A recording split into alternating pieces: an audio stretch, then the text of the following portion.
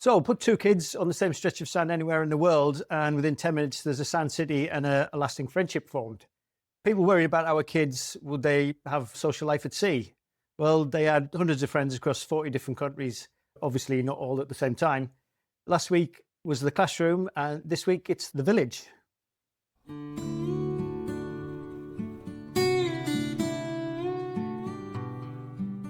So welcome back to episode 3 of this series of Two Skippers. We're going to talk about socialisation.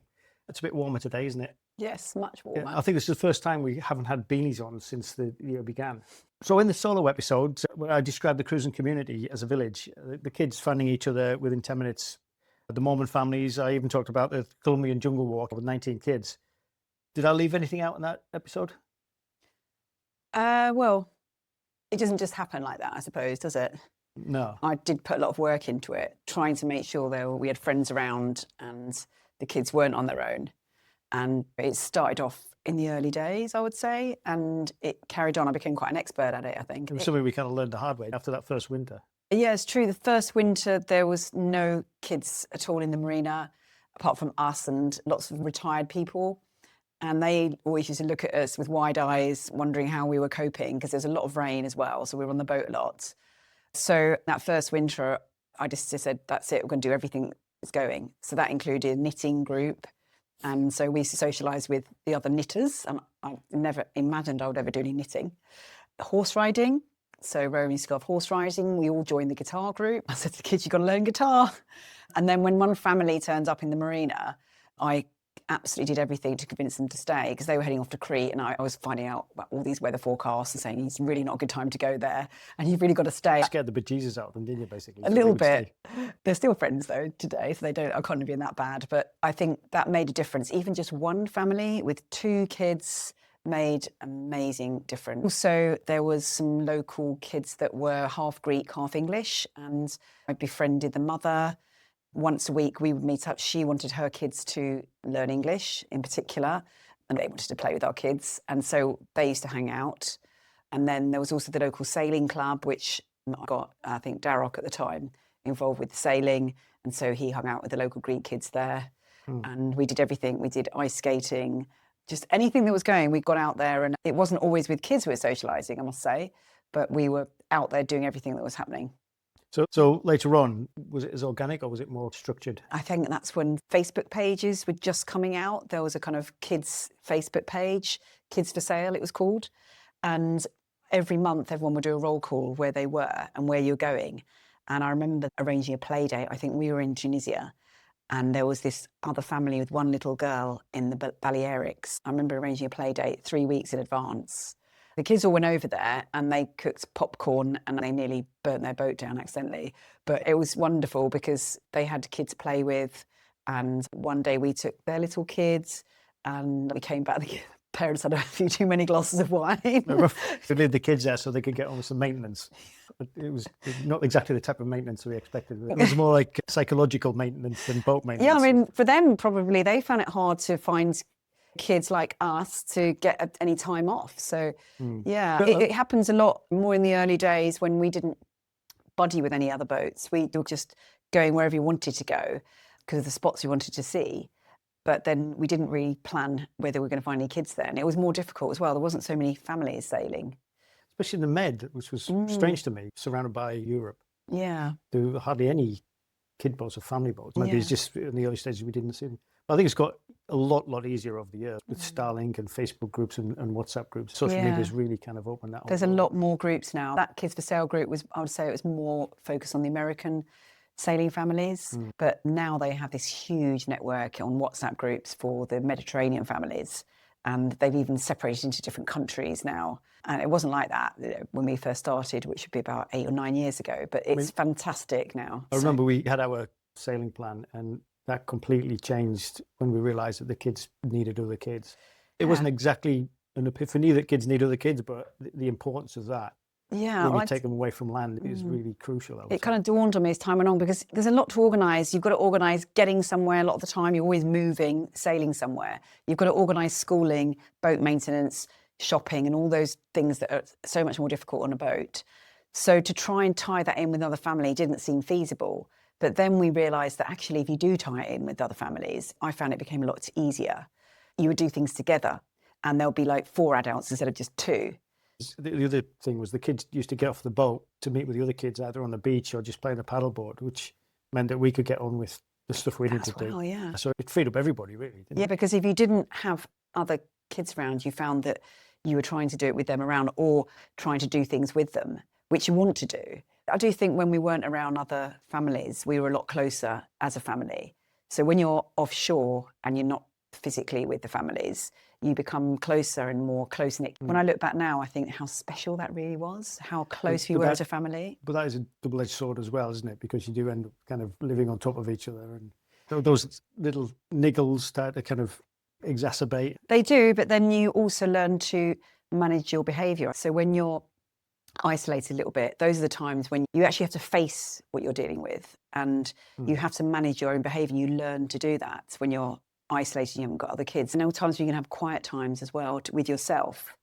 And that's the value of those times. Obviously, those ocean crossings don't always happen that often. Were there any other times where there stretches where the kids were genuinely isolated? When we went to Suriname, there wasn't any other families, was there? That's true. Yeah. But then again, some families used to turn up in that place. Remember that kid? He was like the son of a gold mining. Better careful what you say because of legal reasons. But yes, there was surprising amounts of money washing around in the jungle. They had a lot of amazing toys. So they would hang out with them. A lot of the time they would be busy doing, like Rowan used to do her aerial silks. So we'd hung it up in the tree in the jungle, didn't she used to do that? Darroch would be looking for ants or looking for the sloth that lived there. That I found that they would go off and explore and do things. Actually, that was the time we had Matt as well, his 19-year-old crew. And he was really good with the kids. He was amazing. He used to He take used them to off. go off in the kayaks, and it was nice having him. Some people do that permanently. They have someone who lives with them for experience. That's true. Our buddy boat always was circulating crew to look after the kids and to keep the kids entertained. There is that element where when we left all the kids behind, particularly for Rowan, who was older, she would first be online on social media and see what her friends were doing and felt like she was missing out, that FOMO thing. That was awful at the beginning. But I think when she stopped staying in touch with them and losing touch, it became a lot easier because she was more focused on the here and now, really, rather than what she felt she should be doing, which, you know, I'm not going to go into the social media thing right now, but I think there's real downsides. There was so much going on for us that they were focused on what was happening around them, that it was changing all the time. I think it's fair to say that you were more community orientated than me.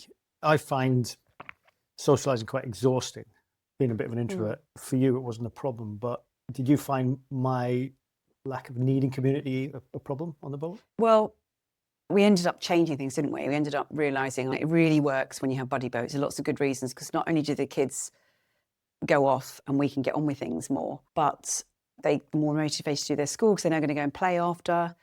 But the other big thing for me was the logistics, because I used to do a lot of the organising, the navigation and thinking about shopping and next place we're going to, what do we need to know about that? It was really nice to sound it off with other people. So I would often be doing that with the other captains or skippers, sounding off, is it a good anchorage? What do we think about the weather? Have you worked out what the check-in procedure is? Have you worked out where the shops are? How should we get there? Should we hire a car together? And sometimes just talking about how are our kids today? How difficult was school? All of those things, for me, it was really nice having even just one other family around and sharing those experiences of another big ocean, and they did it with you. And we all get there safe. And it's like one of those friendships and connections that you could never find somewhere else. Pedantic skipper who believes that you do everything yourself. But we did do it ourselves. We all did it ourselves. There was different reasons I think we connected with different people. I mean, you kind of gauge it as well with the other families. There was some that were really about the safety. They wanted to stay within a certain distance. And especially as we got to places that were more of a risk, security risk, that was quite a good idea. I thought it was a really good, wise, dynamic risk assessment. And so we did that. That was great. And you always think your luck will wear off at some point. So let's just be near someone just in case. Just bring back on the kids' socialisation. There was a comment in the Telegraph article that we did. Somebody called John Moulton, I think. He expressed an opinion that a lot of people had at the time. And he said, my experience with family and friends who homeschool their children is they may be well educated, but the most important issue is that children need to mix with their peer groups and learn to deal with all that brings he said, I believe this is vital for their development as adults. So he wasn't exactly making a judgment, but he was kind of putting up a red flag there for socialisation. What do you think about that? I mean, it's a great point, and I do agree with him that children need to mix with their peer groups, but I don't think that's just the only thing. I think they should be able to mix with everyone, really, because you're a bit restricted if you're only mixing with your peer group. But if you can mix with any age, any type of person from any nationality, then you've got a lot more problems to solve to try and make friends. And if you can solve those problems, then you're going to find it a lot easier to socialise in general. I find it really strange with people who are based on land life. Their gold standard is to be in a school with the same age group. There was actually a guy who replied to that, Simon Glover, who replied to that comment, and he's obviously a sailor. He said, actually, our experience was that boat kids were extremely well balanced, well socialised, made friends easily, and were comfortable and interested and interesting in adult company. I thought it was really interesting there that he said, not just comfortable in adult company, but interested in what they had to say and interesting in themselves. Yeah. At school, they stick with the same peer group, whereas boat kids mix with everybody right across the age group, and they are comfortable with adult company. Yeah, because they've been around everyone that's different, and they're used to it, and it's normal for them. So I think that maybe the guy was referring to times when you're not around kids and peer groups, and I think that does get more difficult as they're getting older, I would say. As Rowan got older as a teen, she was more frustrated that she wasn't around teens, because teens get to that point, I'd say it's like 13, 14, that switching point. Oh, awful. Suddenly, now you're getting sick of your family and you want to spend more time with them. So then it was like, okay, my next aim was to try and find teens. Teens are more important than younger kids for Ewan. Ewan can tag along, but Rowan needs teens. So I remember every spot we got to, I found teens somewhere. And as soon as you meet those teen families, there's no politeness in it. It's like, which way are you going? That way? Pacific? Great, we're going with you. You just say to them, we'll come the same way with you. Well, it's always on a boat, isn't it? With everything, whether it's food or socialisation or anything, it's this kind of feast of famine. We went for ages without teenagers, and then suddenly we rocked up at an anchorage and there was just tons of them. Do you remember the Mormon families? Oh, yeah. So that, again, was in Curacao. Well, the first ones were Martinique, weren't they? We met the teens in Martinique, and they used to go and hang out on the dock. Yes, I forgot about that. Yeah, we used to say to them, don't come back without having a shower on the beach, because they had showers there. Bring some water with you, because teens obviously use a lot of water and showers. So that was it. We hardly saw them after that. They did their thing. And then the next teens were in Curacao. And I remember we arranged to meet them on the beach, because we were in a Facebook group, let's all go to the beach. So some of them came along, and we realised there was 5 boats, all with more than 2 teens on board. And we were planning to go this other way with kids more Darroch and Yewan's age. But when I found out that there were so many of them, plus lots of younger ones, and they were then going to the Lost City in Colombia, that was their plan, I just said to Woody, because our water pilot's broken, I was like, you've got to fix that tonight because we're going with them. Well, it was one of those sliding doors moments, wasn't it? Because we were going to go to Bonaire, some of the nicest diving in the world. Or we could have gone with these other guys, all the teenagers. It was a no-brainer. We just had to go to the Lost City with all the teens, and that turned out to be like a good, I don't know, how many months did we end up spending with them? 3, 4, 5, 6? We went through a lot together, didn't we? Because we went through Colombia and Panama. That became a kind of village in itself, really. 5 boats, 2 kids was a small family for them. So they always had lots of kids. They had wonderful nights as well, social nights. We joined them in their community church as well, and learnt a lot about the way they lived. And it was just fantastic, really, because it's a completely different culture and just wonderful, wonderful people. I would love to go back and see them as soon as I can, really, because some of them have already been to England. They've connected with Rowan as well, following all the kids on Instagram. And it was just brilliant, really. And actually, when our kids look back, they think it was one of those best moments. We did have a great insight into their life as well. The Mormon families, somebody we probably would never mix with socially in any other scenario. I can't imagine your paths crossing, but obviously when you're in an anchorage in the middle of nowhere, the kids were really interested in it. And that was great. The fact that they haven't shut the door to something different, just really fascinated in it, because these people are really great people. So let's find out why they're so great. So that was a good one. And then after that, when they all didn't go through the Panama Canal, though it would have been great if they had, I think they were tempted, then we found another 3 boats with more teens who were going through the Pacific side. And the amazing thing I would say about sailing families is that it's a really small world of them, and you become friends on Facebook first, and then you will connect sometimes a few years before. We took so long doing the whole circuit that we would meet a whole bunch of them. They would carry on maybe, ahead. We would still, they'd be there the following year, and we'd meet the new bunch. And then sometimes we even reconnected with them. It was just quite amazing, really, how it's a small world. And I think even when we went all the way around the world and came out to the Med, there was someone that we'd met 8 years before, and they were still living on their boat. So you have a history as well. Yeah. But I've got to say, sometimes I found it quite overwhelming. I think we discussed this before. You enjoyed the community. I liked the autonomy and the isolation and all that sort of thing, which is kind of why I went. Did you ever find it difficult, or did you ever feel like I was kind of sabotaging the community side of things? We did have discussions, and you weren't so keen. And I said, "Oh, they've invited us over, or we need to invite them over to the boat," and that issue. But I think I was very determined then when I realised how important it was for the kids. I remember saying to you, "We need to do this. We need to do it for the kids because they need to socialise and they need to connect with these friends." And I remember convincing you how much easier it makes it, and you finally realised that, didn't you? How much easier it makes life. I did, but there were times when you're in the middle of fixing a boat and a job, and you said, "We've got half an hour before we've got to get across and have sundowners with such and such a boat." And I would be covered in grease. And I think, the last thing I want to do now is socialise. All I want to do is just swear at an engine. But yeah, I get it. And it took a while. I did a lot of it on my own as well. You didn't always come. I said, "Well, I'm going to go anyway." And I'm inviting them over. So it needs to happen. And, you don't have to come. It's awkward. You said you didn't feel comfortable being in your own cabin while people were over. Well, that would have just been strange if I was at my own cabin. Yeah. And people were Often did things on shore on my own with the kids and other families. That's true. Many a time. So I tried to do that as much as possible if you didn't want to. Occasionally, it's nice to invite them over to the boat. Can you think of any particular times that happened? What? When you were socialising by yourself with the kids and I wasn't there, did it feel awkward? It didn't, because even before we left, you used to not always do things with me, and I used to do a lot of things with the kids on my own. So I'm more of a get out there and do stuff person, and you like to be quiet and sit and write and Cup of tea. Yeah, so I kind of got used to it a bit. Sometimes it would get a little bit annoying because I wish that you gelled more with some of the other people on the boats and created those friendships that I did, because then you'll be just as keen to do it. And it's nice when you're both really good friends with other couples. So that it is awkward in that sense. There's kind of nothing much I can do really about that, is there? Well, it kind of worked. We made it work in the end, didn't we? Yeah. Somehow.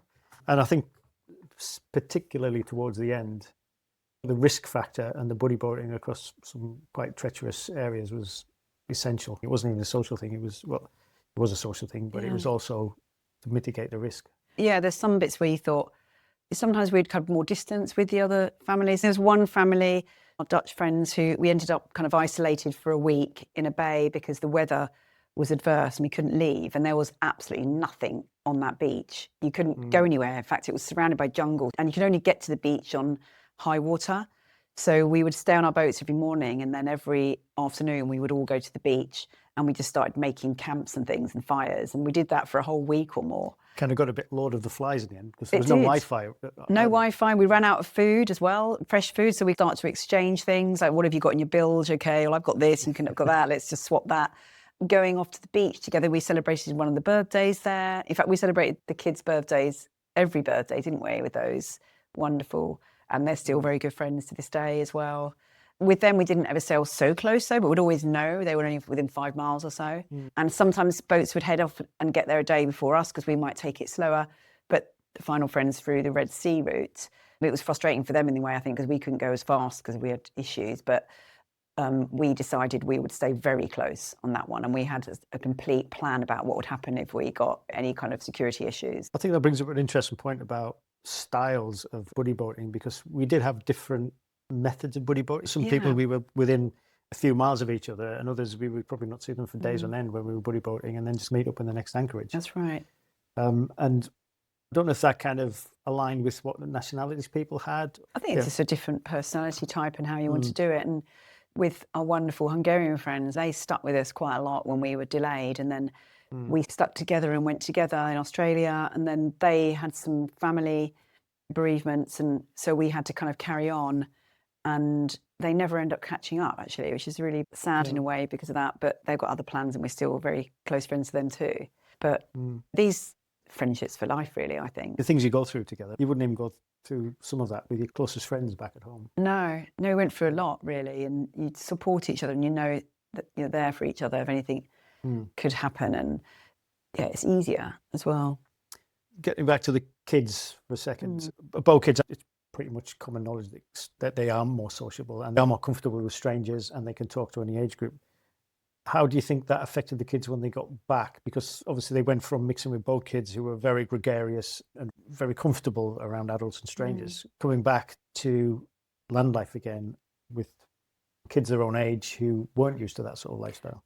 Yeah, I don't know. It's quite tricky, really, because one of the problems, I think, is because they didn't grow up with those kids where everyone's in a nice, secure safety net, really. You go to the same school and even still go to the next school together.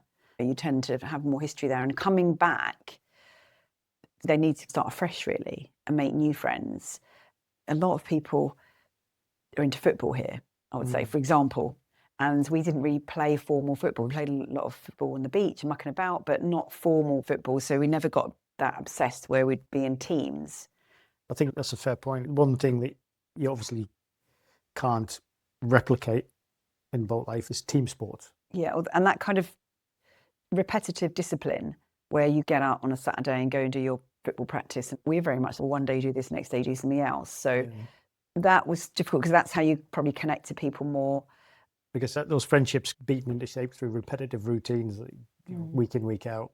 It is repetition. So I can't really say a lot because I'm not there making the friends with them, but I know they struggled a bit. But then again, we haven't been here that long, but they have struggled to make friendships because I think their experiences are so different. I think their eyes have been open to the world. They've seen a lot. And maybe children that have just been going to junior, secondary, and then college haven't really seen so much. I guess a lot of those friendships are formed through common experiences. Yeah. And obviously our kids haven't got those common experiences. Also trying to fit in and how parents are embarrassing. I don't know if it's the age. Boat kids used to getting on a boat and the other parents are there and you get to know them and you know all the kids know all the parents and you become quite intimate, all of you really, don't you? But here I found I don't really know any of the parents. I don't really know the kids. The other thing that surprised me, and it was a noticeable difference even after 8 years, was when Ewan took his skateboard out to the local skate park during a holiday and there was no other kids there. It was empty. So are all the kids just stuck in their bedrooms now? I don't know. Because you're living somewhere where there's so many more opportunities on land. Normally, if we found a skate park, all the boat kids would be on the skate park. We're going to the skate park at 2:00 and we'd all go together and you'd end up with lots of extra kids because parents are fixing something or shopping and you end up going there. And because you've got this small, tiny community, and that's the other thing I think about it, the community is so much smaller. All the kids are all playing on the beach today, or you see them doing that because it's much more localised. And I think it's more complex. There's so many more things you could do and so many more places people could be that you can't keep track.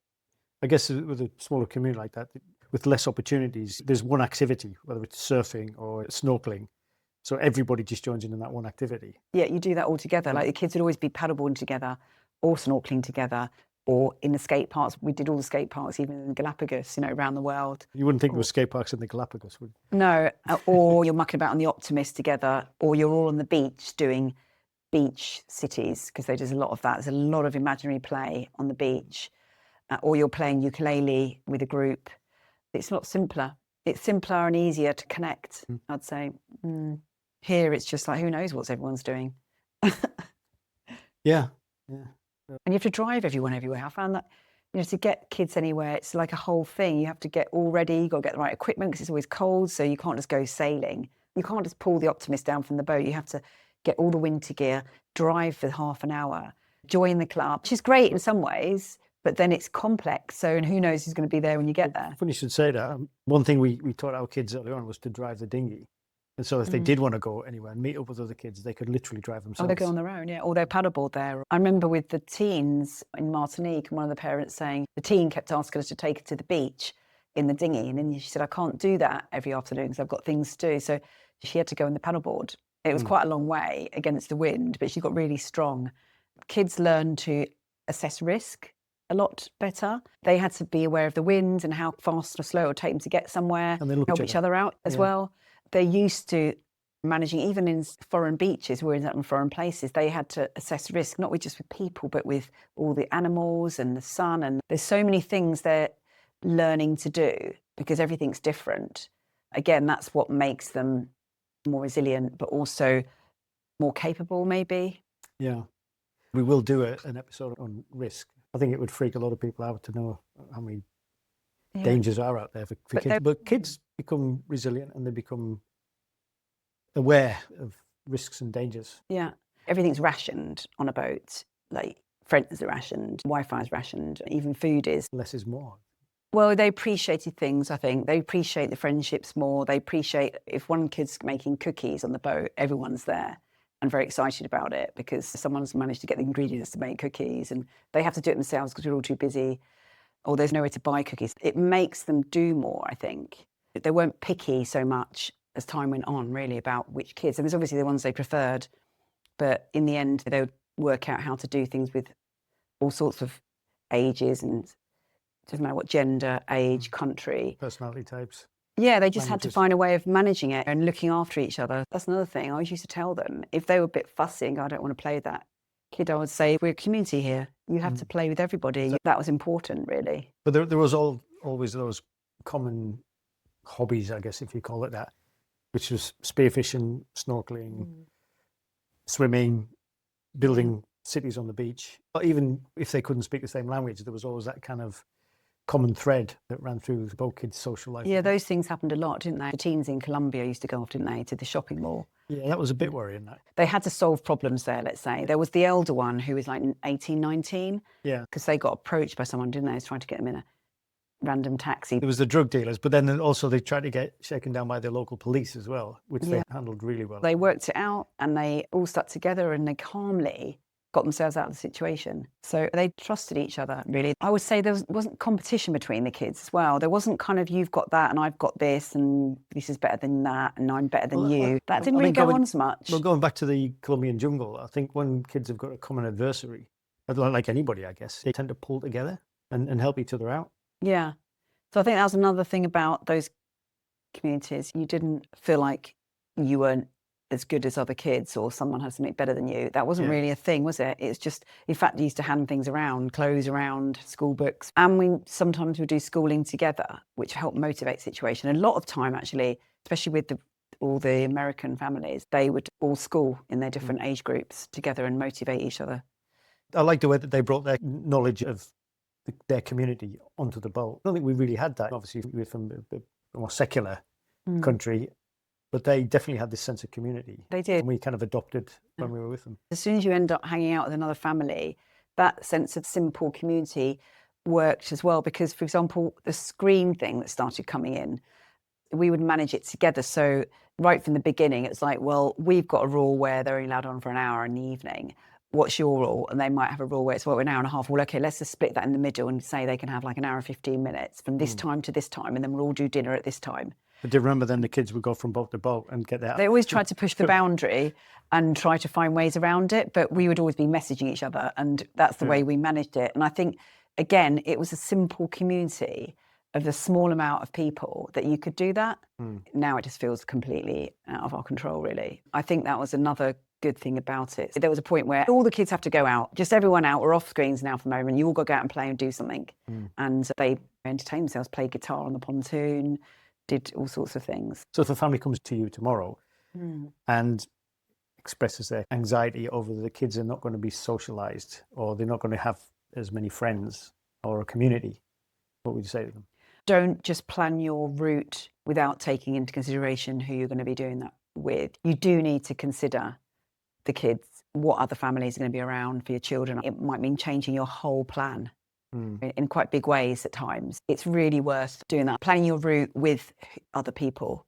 Do you think it's fair to say as well that you don't always have to be pursuing other families because they're as equally keen to meet up with you and your kids? I think anyone that's wised up to it realises that's the best way of doing it. Yeah, you've only got to spend a few weeks on a boat with a kid to realise that you need other kids. Yeah, and not all families know that from the beginning because they have this idyllic view that we're all going to be as a family doing yoga on the dock and then we'll all go off snorkeling together and fishing. And when they're younger, you can do more of that. But as they're getting older, more and more and more, they'll want to be around other children doing that. And even just one family with a few kids, and has to be the same age, it's really worth teaming up as much as you can to do it together. There's so many networks now, like WhatsApp groups. So in that respect, I guess it's worth, when you first set off, sticking around in the same geographical area for a while, just to help yourself build that community. Possibly, it depends. I mean, if you meet one boat that's going, they were on a mission to get out as quick as you are, just do it together, go together. Or just even arrange to meet in the next one or a week later. I would say just have some plans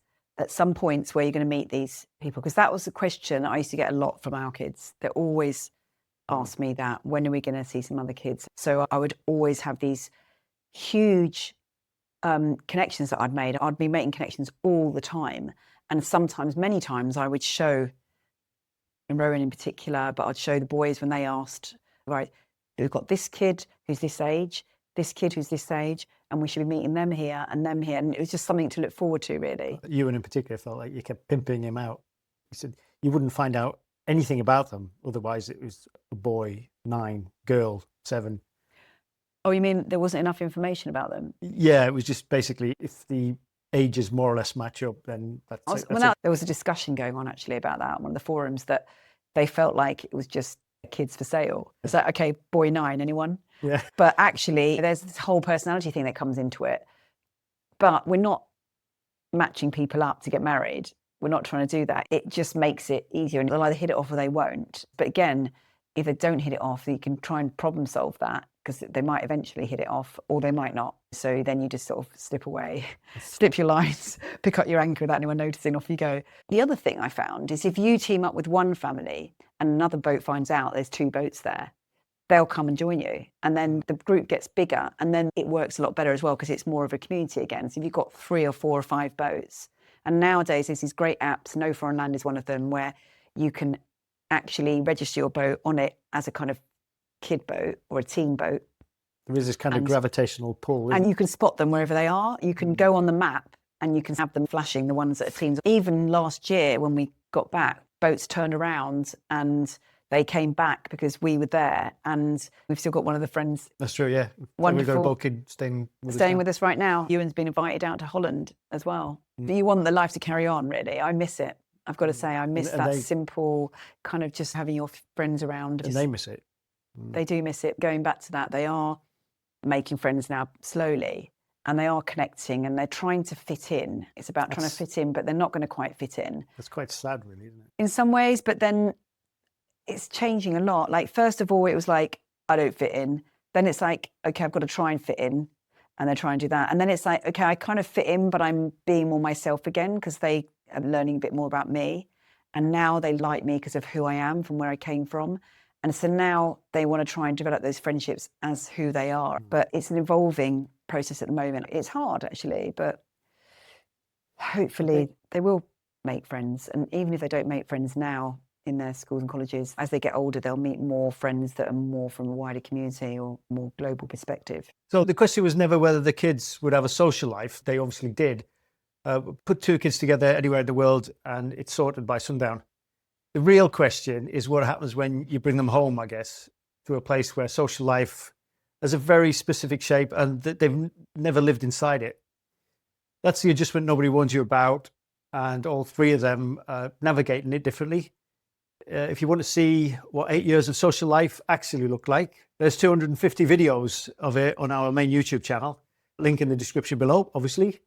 So next week, risk, which, as it turns out, is something that we both view slightly differently, but we'll talk about it more in detail then. Okey-doke. Okay. Thanks for watching. See you next week. Bye. Bye.